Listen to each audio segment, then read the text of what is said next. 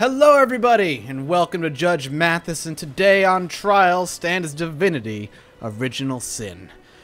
This game I've been so excited for. If you don't know, Divinity actually has a very long lineage of different types of games, kind of spanning the spectrum of genres, but always rooted within some sort of fantasy RPG-ish formula. There's action RPGs, they have CRPGs, there's all kinds of good stuff. And Larian Studios kickstarted their most recent game, which is Divinity Original Sin. It's a throwback to the older games. It's a CRPG, which is, for those who don't know, a top-down isometric kind of Baulders Gate style of game. And through its Kickstarter, it raised almost $1 million.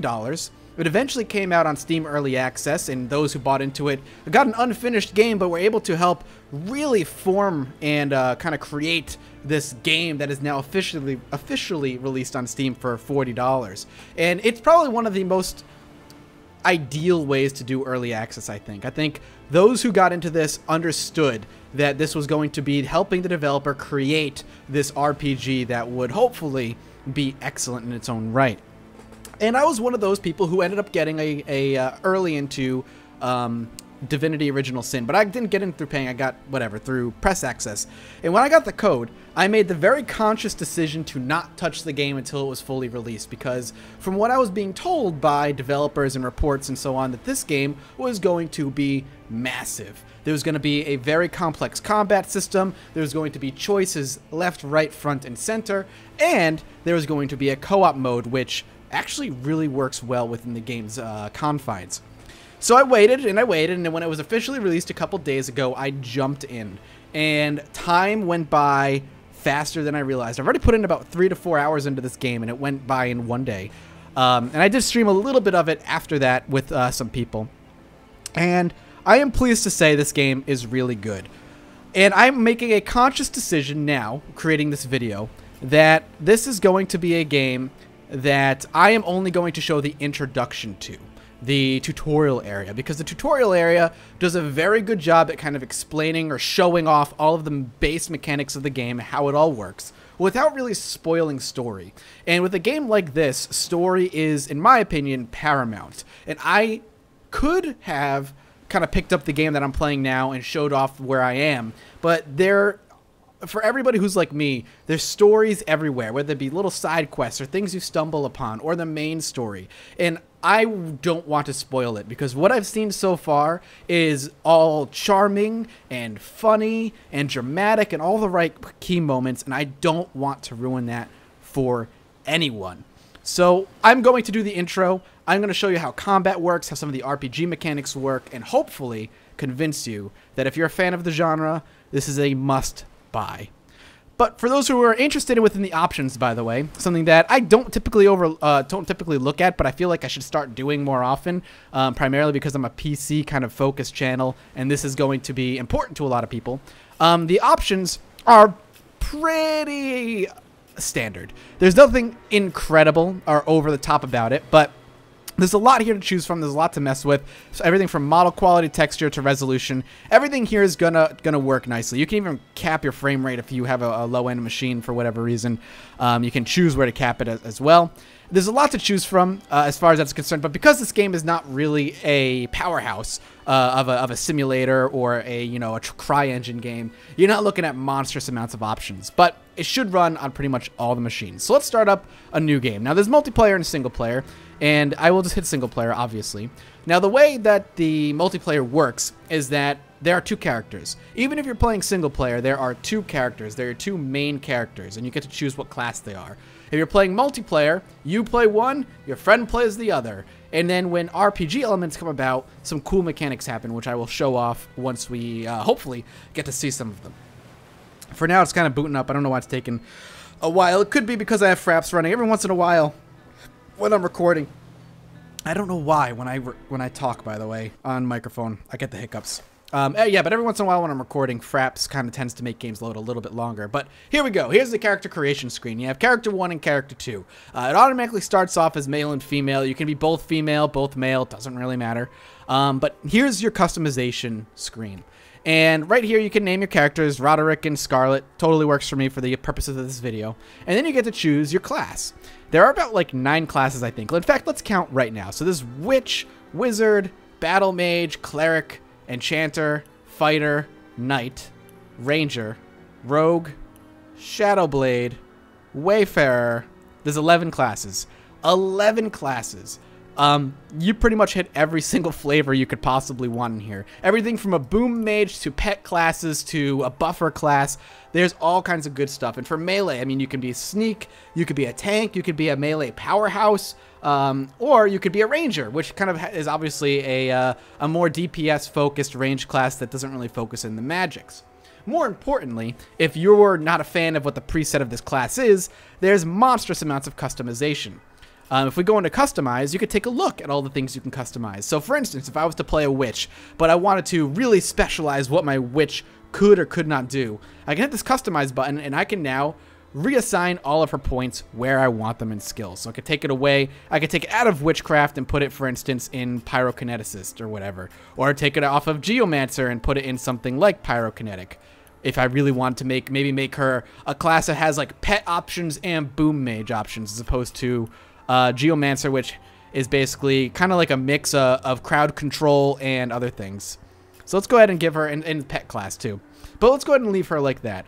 You also have all kinds of things you can reassign as well, as far as weapon choices if she has any skill points in weapons. For instance, maybe I don't want her to have a skill point in willpower, which by the way is important, especially for a caster because it helps them with resist magical effects. But maybe I want her to be able to use like a crossbow. Maybe I want her to be able to fire off a crossbow while casting spells with her other hand during combat or something. You know, you have that option. The point is, the options to customize your character in great detail are here. Even things into crafting mechanics, which I have not really experienced all that deeply quite yet, are here.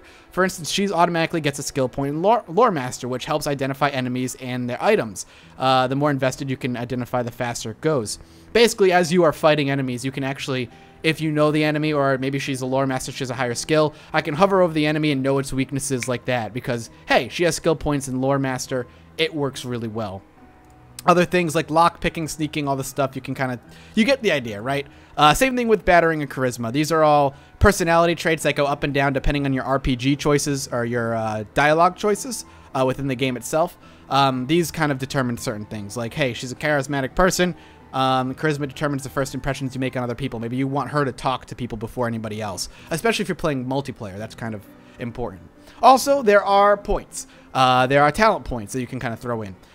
You start with 2 talents, and there are a ton of talents already at the base game. And these all do all kinds of cool things. So witches start off with Pet Pal. She could talk to animals because, hey, she's a pet class. That makes sense. And she has Walk It Off. Reduces all status durations by a turn. And there's all kinds of different talents that do all these things. So again, customization is here, and it's effing beautiful. And more importantly, what's really cool is that there's modding capabilities into this game. So I can only imagine the amount of cool talents and stuff, as well as unique adventures that are going to come out of the modding community by itself. I'm actually curious, what does zombie do? Heal from poison would cause damage from regular healing. Okay, so basically, like, what would hurt you heals you, what heals you hurts you. Sounds good. At the same time, you can do the same thing over here.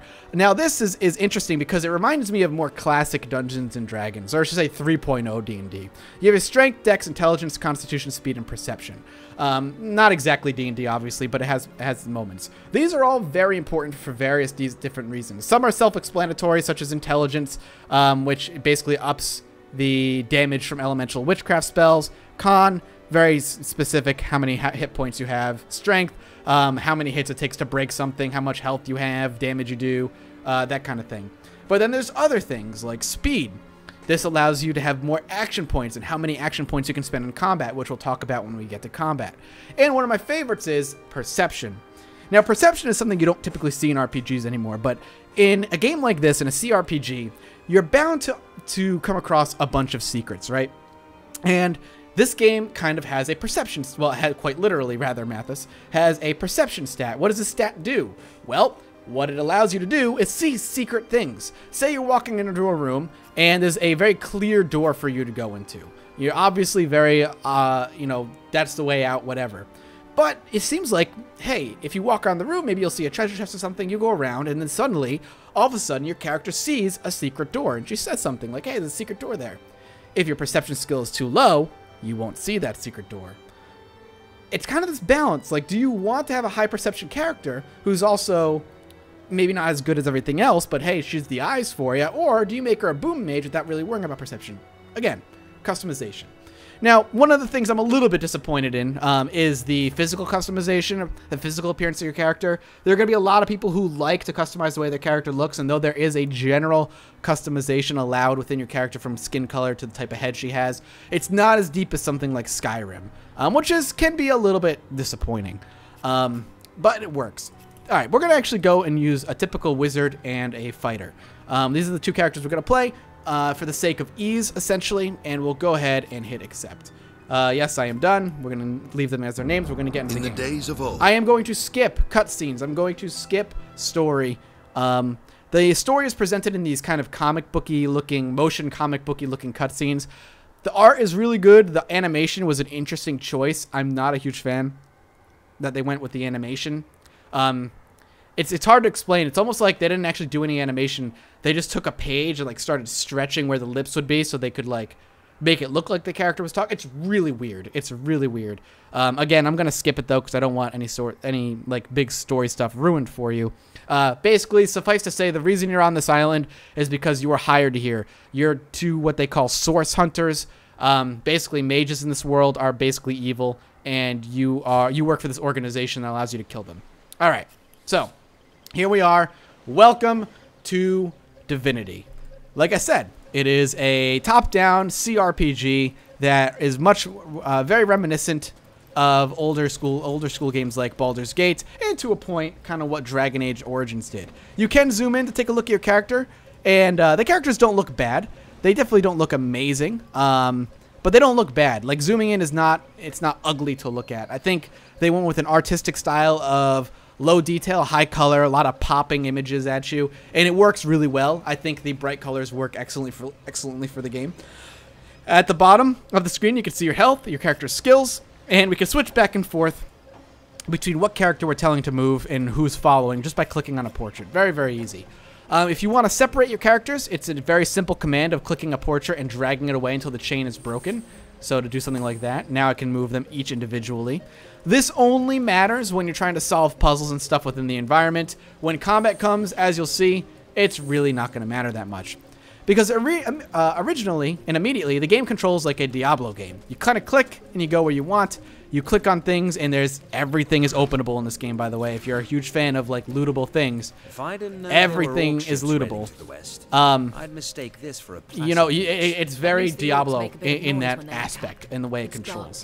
So we're just going to go ahead and basically we're going to run around and kind of just look at the opening area. On a beach, we come across a dead person, and this is going to show you one of the early RPG aspects that would make more sense in co-op than anything else.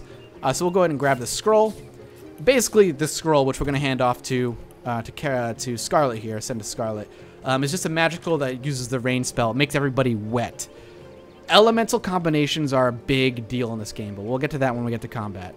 So we'll talk to this dead man. We'll get his book. Basically, what ends up happening is kind of like an homage, almost to Oblivion. This guy basically was told by a statue that he could fly, so he jumped off a cliff and he died.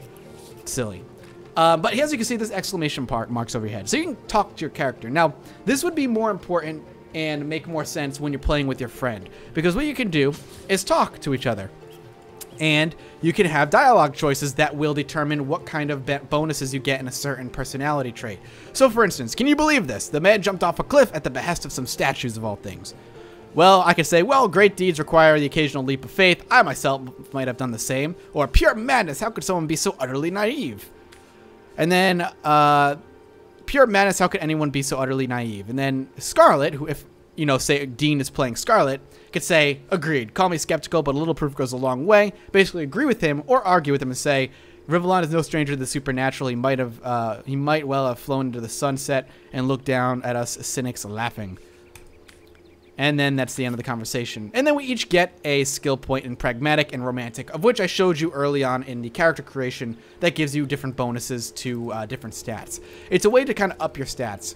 That's a basic look at how talking to your friend might work in the game. Later on, when choices are presented, which I might not be able to show you early on, works just a little bit differently.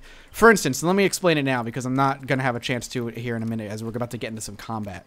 Say an NPC says, what do I do? Do I kill this man or let him live? You, as your player, might want to let him live, but your friend might want to kill him. If you both disagree, what ends up happening is a rock, paper, scissors game starts. Now, maybe I try to intimidate my friend and be like, no, we will let him live or I will fight you or I will disown you, whatever, an intimidate check. Or my friend, say Dean, is trying to charm me and say, we should kill him. It'll be easier for him. He'll be out of his misery or something. If my intimidate skill is a 4 and his charm skill is a 3, every time I win a round of rock, paper, scissors, I get 4 points. And if every time he wins, he gets 3 points. And the first person to get to 10 ends up winning the argument, and their decision within that RPG moment is the one that takes place. I think it's a cool mechanic. It's not probably the smoothest implementation or the smoothest decision they could have made, but it's a cool one. All right, here we go. We're about to get some fighting going. So we're source hunters, like I said. These are like some wizard dudes. They basically came out of this temple, as far as we could tell. And what they end up doing is running away while summoning our first combat, which we're going to fight here.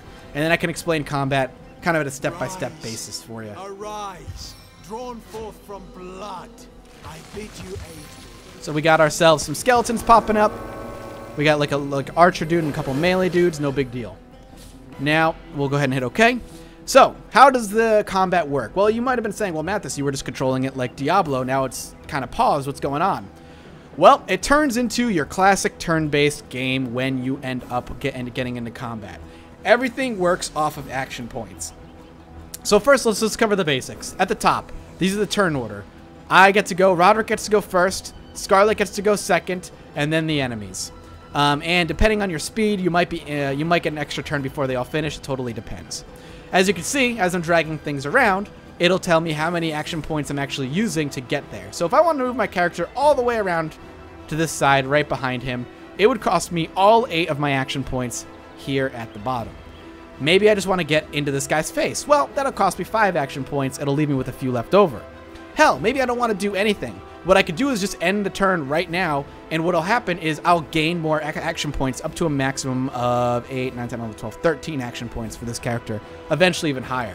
That way, next turn, I could do multiple things and not restrict my character to only 1 or 2 things. At the same time, moving using these action points, so does combat moves. So combat moves, depending on the move, also use action points. So if I wanted to do a Dust Devil, which is basically a whirlwind attack, it takes 6 action points. If I want to do a melee power stance, this is one of the rare few who actually doesn't use any at all, and will just lower my minus 10% from low strength. It'll give me 10% less damage than normal. Or 10% less chance to hit, as you can see at the bottom. Or I could do something like Battering Ram, which will cost me 6 action points, but will charge me to the enemy I want to get to within a distance, and has a chance to knock them down as well as doing damage. Has a 40% chance of knocking them down. They get a saving throw, a bodybuilding saving throw. If they succeed, they will not get knocked down. So let's go ahead and get my melee character directly into combat. Let's go ahead and do a Battering Ram, and let's go ahead and choose him. Now, if I choose him, like putting it right here, I can actually hit all 3 with the chance of knocking all 3 down. If I just do him, I only get hit that chance. If I do it here, like he runs at this angle, I could do just 2 of them, ignoring him. But let's go ahead and do straight up here. He's going to go ahead and knock him down, and he was able to knock 1 out of the 2 of them down. Not bad. And we'll go ahead and put him in melee power stance, which costs no action points, and we'll end our turn. Now, earlier, I was talking about how elemental combinations is really important to the game, and it truly, truly is. So that's why I chose the wizard. So this game really builds upon the idea of comboing up. Combo system, do lots of combos. It's really cool. The wizard, which we'll see here in a minute, actually has some of the coolest abilities to be able to do that. Right away, she gets a flare spell, which is kind of like a little fireball. It's not exactly very powerful. A midnight oil spell and a magical poison dart spell. Magical poison dart, self-explanatory. Midnight oil creates a slicked surface, which slows characters down and can be set on fire. And flare, well, you can imagine what happens when I set a flare on oil. So we're going to go ahead and we're going to cast it on all of them. Now, unfortunately, my character is going to be in the middle of it all, and it's going to end up slowing him down a little bit, but that's fine. That's right, there is friendly fire in this game. It's very important to keep that in mind. We'll end our turn here, and hopefully he'll take the brunt of most everything. Oh, see, it's his turn again.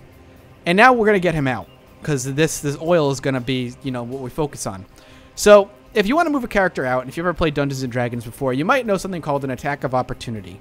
Every character has a threat circle around them in this game.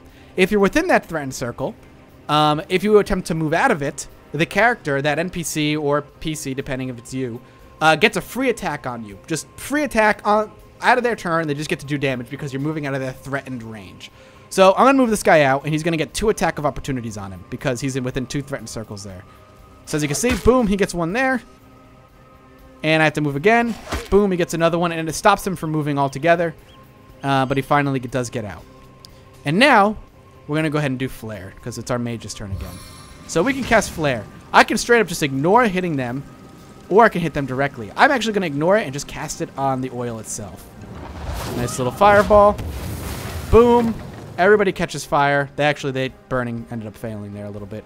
But he ended up blowing up. And everybody in that patch that was oil is now going to start taking fire damage because I set the oil on fire. Get it? Makes sense? Like how that all works?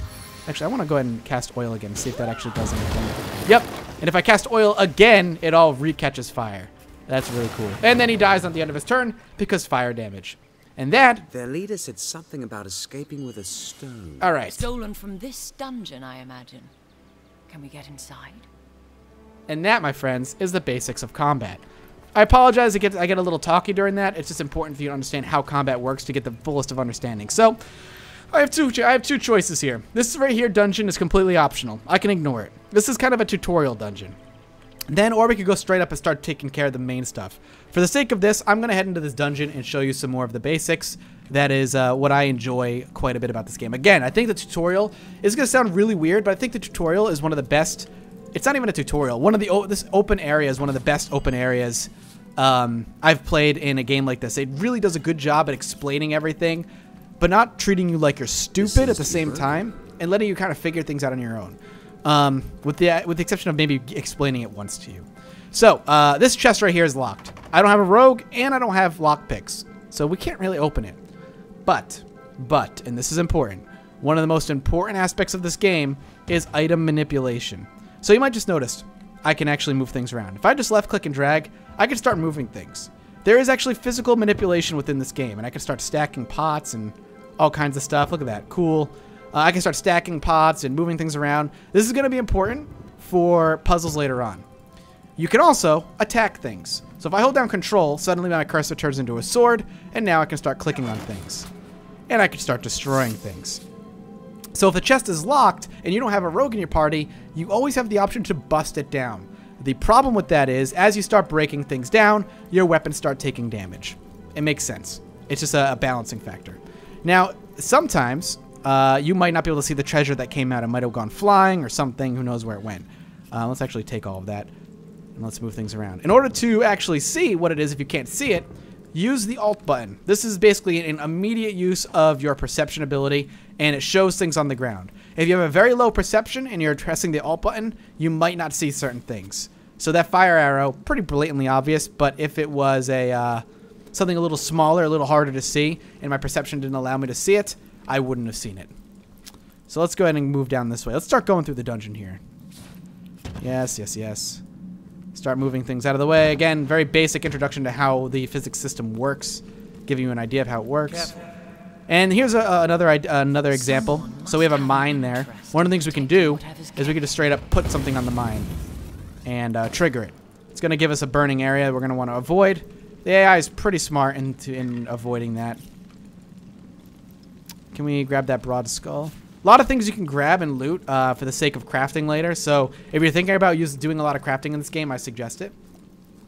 So let's go ahead and start bashing this down. Let's go ahead and 10 damage. We can probably do... Let's move him out of the way there. There we go. There we go. We got him. We got a tome chest key and some fire arrows. So we got a key. That's actually going to be possibly important later on. It'll unlock something. I don't know if I got the key last time. I might have, but I just don't remember it. So we got a tomb down here, which we can check out. There's typically more to a king's tomb than meets the eye. So basically what this does, go in here, and this little note gives me the answer, essentially, or the first puzzle around here. It's in riddle form, and that'll happen a lot in this game, where they give you a lot of riddles. And it's pretty basic riddle for an early on game, but an early on puzzle, but it works. Zandalor's trunks. What? I'm wearing his trunks. I don't know what that does, nor do I know where I got that, but I got something. And I got some gold. Whoa, where'd I get this stuff? Where'd the key go? Interesting. So we could bust this open if we wanted to. As you can see, it's a level 5 chest. So the problem with that is I barely do any freaking damage to it at the top, as you can see. And every time I swing, I'm doing damage to my weapon to the point where it might actually become useless before I even get to the end of the dungeon if you're not careful. We could cast some spells on it. Not gonna bother. It would take way too much time, and I'd rather show off the rest of the dungeon. This is something this is the first time I've probably ever said this, but I'm really excited to play this game. To play this game with a friend, particularly Dean on stream, because I plan on it. Also, as you can see, this button showed up, and it's basically just told us, hey, high perception skill will mean you can see secret things like that. So we can kind of like, it's basically telling us we can move the camera around if we want to see things. Here we go. We'll go ahead and bash this door down because it's locked. You're like a gorilla in a force store. Okay. That's a weird bit of text. True. Bashing through every entrance we find is bound to affect our gear's durability. And now it's going to start introducing us to the sneaking mechanic, which we can do pretty simply. So, a lot of games have this. If I hit the C button, and it'll tell us me in a minute, I will start sneaking around. I'll automatically be detached from him. It won't break the chain, but I am moving kind of independent of him. And we can go ahead and quick save with F5 and quick load with F8, basic. But sneaking allows you to kind of look up ahead and check things out. And let's go ahead and unsneak. Let's go ahead and bring him back. I was a bit ahead of myself there. We didn't need to sneak quite there. So we got ourselves a fiery area. Basically what it's saying is I can break these water barrels and kind of put water over the area and allow us to walk through.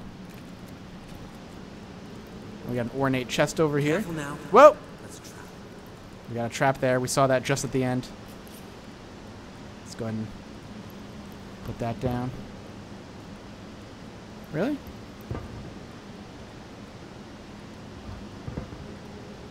Huh. Better to detonate that mine safely than trip over it myself.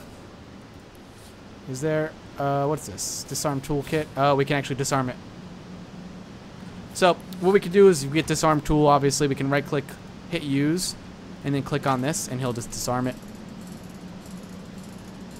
Beautiful.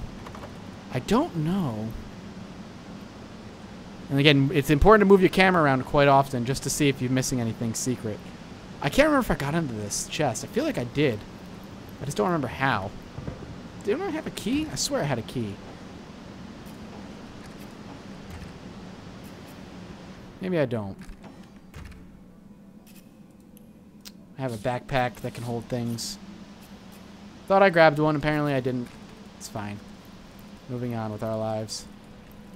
Let's go ahead and bust this down. You're like a gorilla in a porcelain store.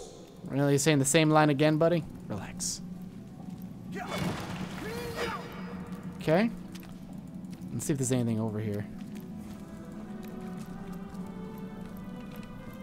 Ah, lockpicks. Perfect. So we can go ahead and break or maybe pick that chest open. So let's go back to it and see if it'll allow us to. Again, if I wanted to, I could have just broke it open and, you know, wailing on it eventually. And that's really the importance of this game is the choice. And I fear I won't be able to show off exactly how deep the choices can end up going. But I promise you, the choices get pretty ridiculous, especially with how quests are going. I can straight up just walk into... This is shitty. I can straight up just walk into a town, and if I wanted to, kill all of the NPCs. If there's a quest giver that was going to give me a quest, and I kill him, it's possible. I could possibly kill a quest giver. But one of the cool things this game does is finds other ways of giving you the quest. And that's important too.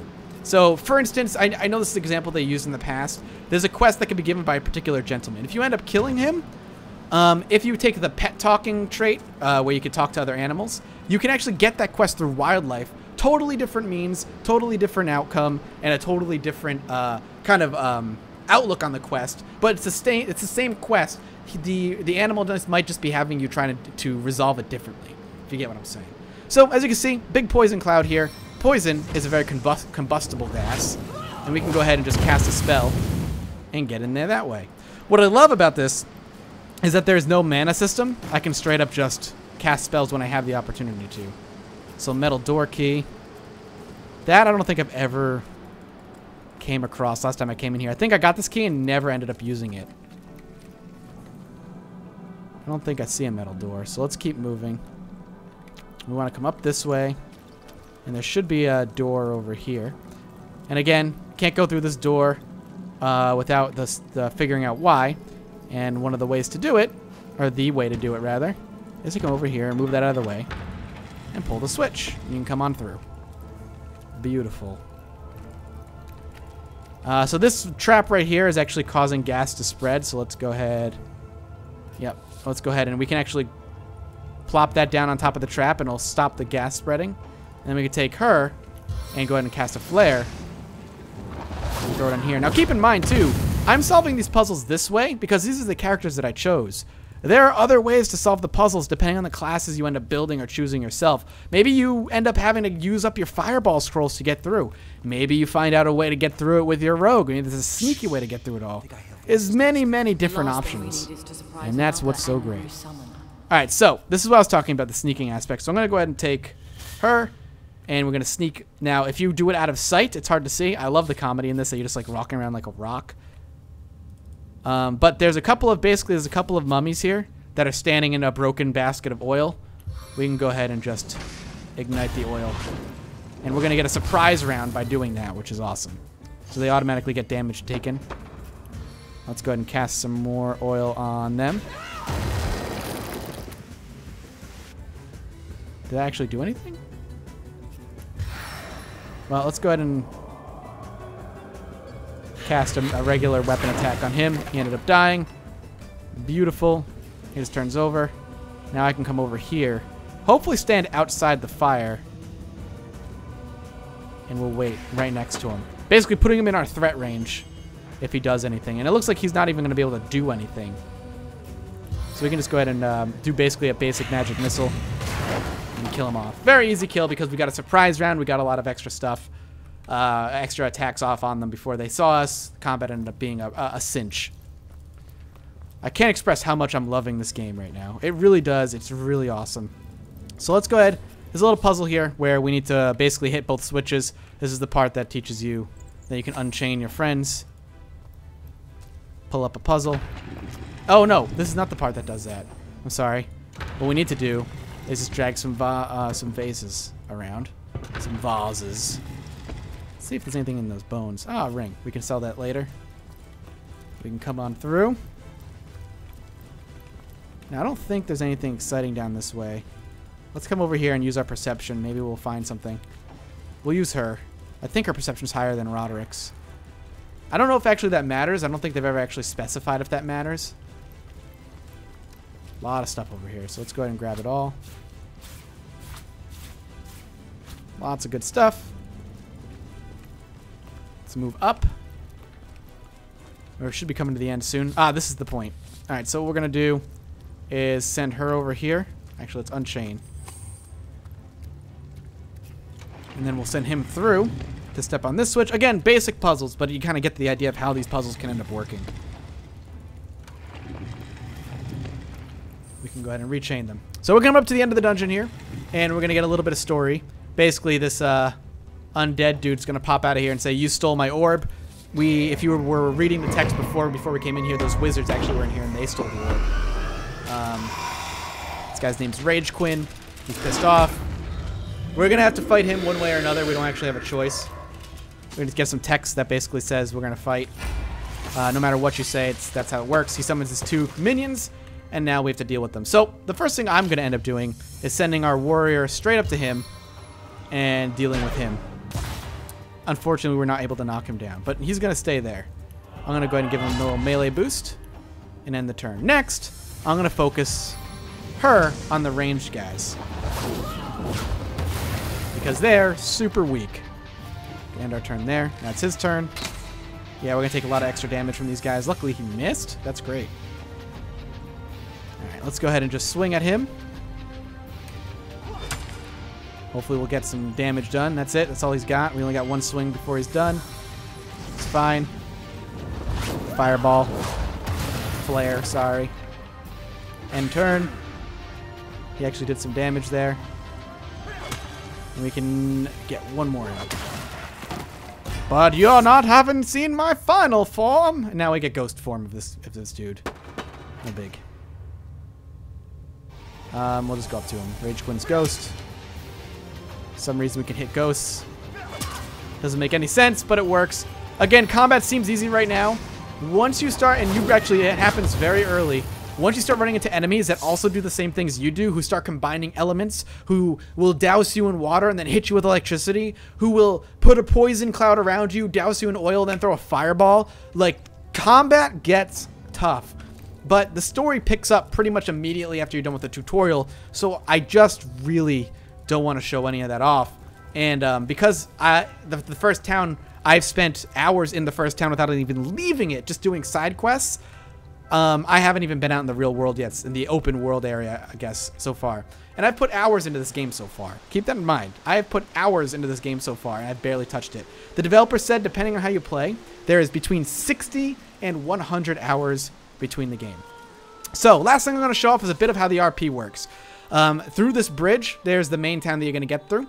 And this actually can show off a little bit of how the decision-making can end up working. Can I help you? So basically what's going on here is that there's a couple of drunk guards, and they're guarding it. And you basically can say, hey, we're just going to get through. But we basically can question them and be like, what are you doing? What's going on here? And they basically drunkenly give you information when they shouldn't. Not going to like go into detail as to what they are or what legionnaires do. But we'll go ahead and hit, I'll take my leave. And they basically say, hold on. We can't let you go. We actually have to take you to town and hand you over to the wizard now.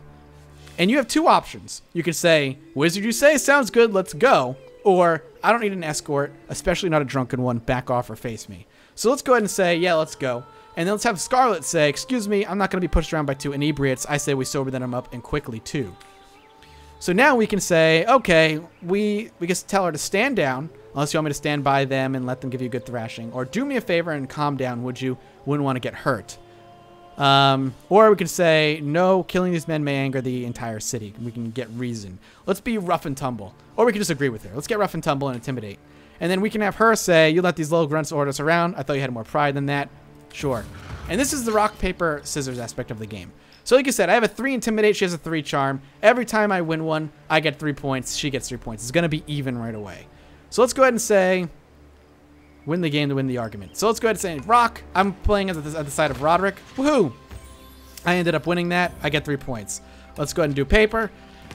She uses rock. Luckily, we wrapped that sucker up. And then let's go ahead and hit scissors. Oh, she crushed me. She gained 1. Let's go ahead and do scissors again.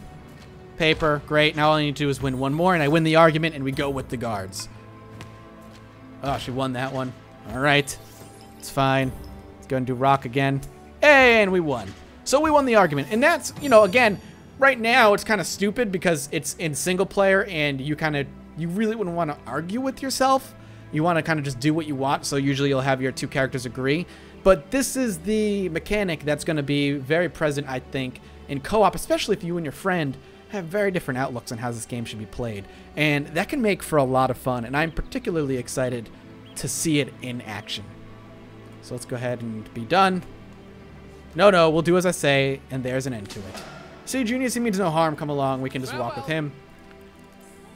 And they'll let me go. And this is where actually a hell of a fight will eventually break out over here. So we're not going to worry about that right now because there's some story there and there's a lot of talking that's involved.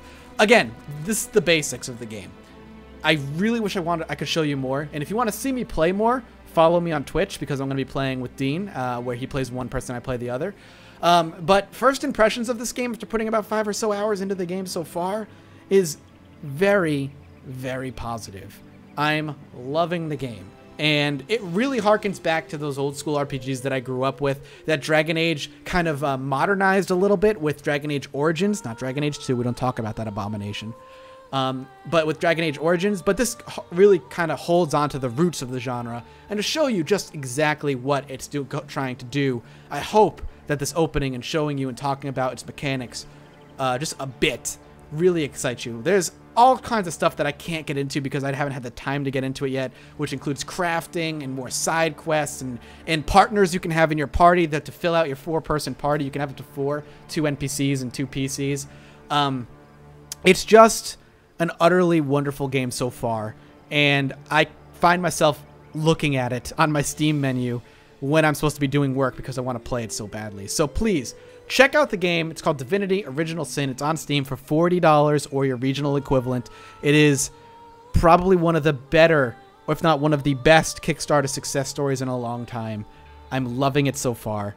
Check it out for yourselves. The link will be in the description below. I'm looking forward to hearing your comments on the game so far, especially if those of you who have ended up getting it yourself. Trust me, no 2 playthroughs are going to be the same. Hope you enjoyed this episode. If you enjoyed it, make sure to hit that subscribe button for more videos just like this, and consider hitting that like button as it helps me out a great deal. And as always, I'll see you guys next time. Bye-bye.